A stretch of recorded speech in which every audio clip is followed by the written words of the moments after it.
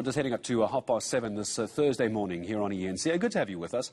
I'm Gareth Edwards. Let's talk elections for a moment, and in particular the local government elections to be held on the 27th of October. Now, this is all going to happen amid the coronavirus pandemic. The Electoral Commission has purchased new voting devices, they tell us, to ensure it can adhere to COVID-19 protocols. We'll find out what those are in a moment.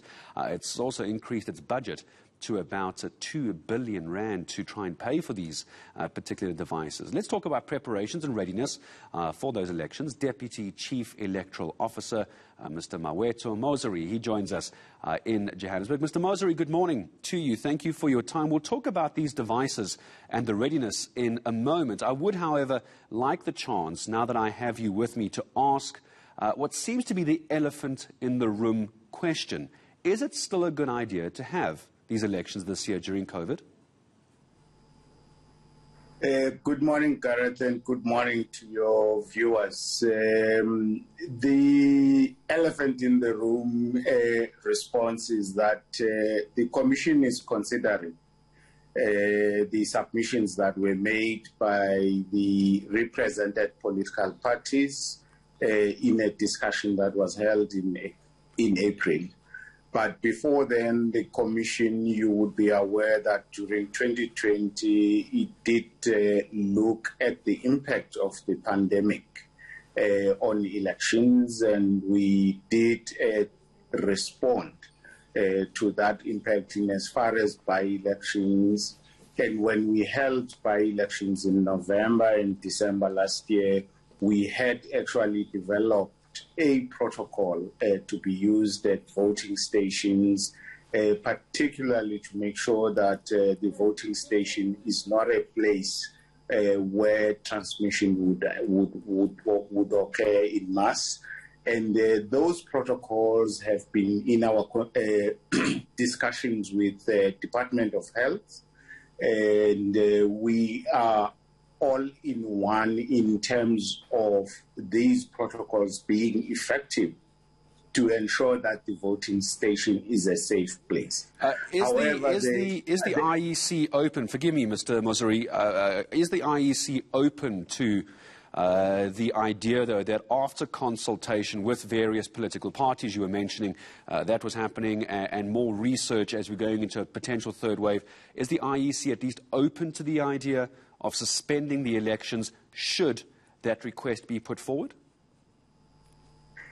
Gareth, that request has been put forward. It was the reason the consultation took place, and the initial response from the Commission was twofold.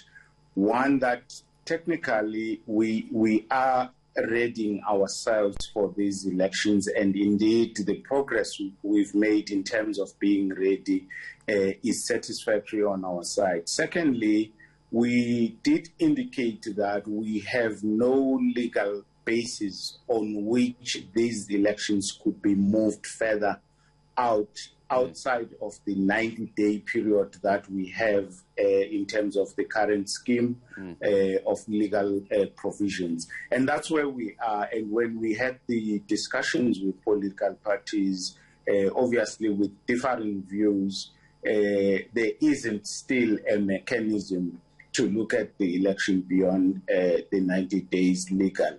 What happened in by-elections was actually an order of court ordering that the by-elections be moved outside of that, but with a fixed move of the scheduled or the legally prescribed time frame of elections. Right. It could well be a matter that could be considered when we move on with the current discussions, but also we are advised by the Department of Health on a continuous basis on the impact of the pandemic, as well as all the scientific evidence that they have at their disposal. Mr. Moseri, let's talk for a moment, if we could, because you and I are going to be talking about these new voting devices. I mentioned it in my intro to you. We got caught up with the elephant in the room question. Let's talk about these devices, and be that as it may, the 27th October, we're all going to make our mark.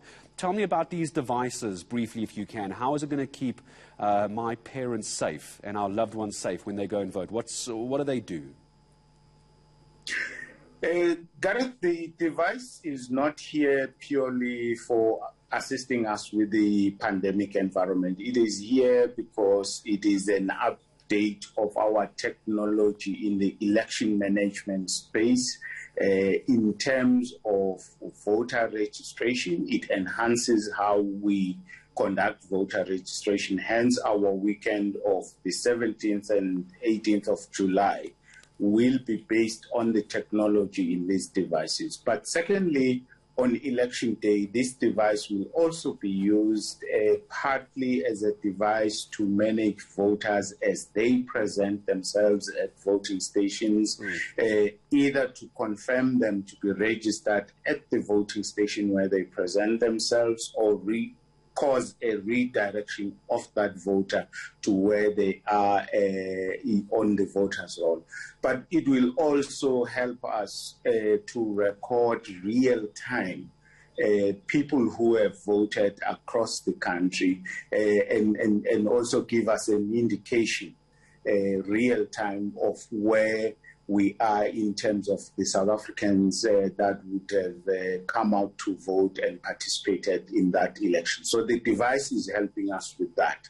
In terms of the old people and those with comorbidities, the Commission is considering creating a room around the special votes applications and approvals, so that we are able to manage them and allow them to vote prior to the election day. And going into the registration weekend, we also encourage a number of people to use our digital platforms to update their addresses. If you are already a registered voter, you can do so as we speak. If you go to our website and you create a profile.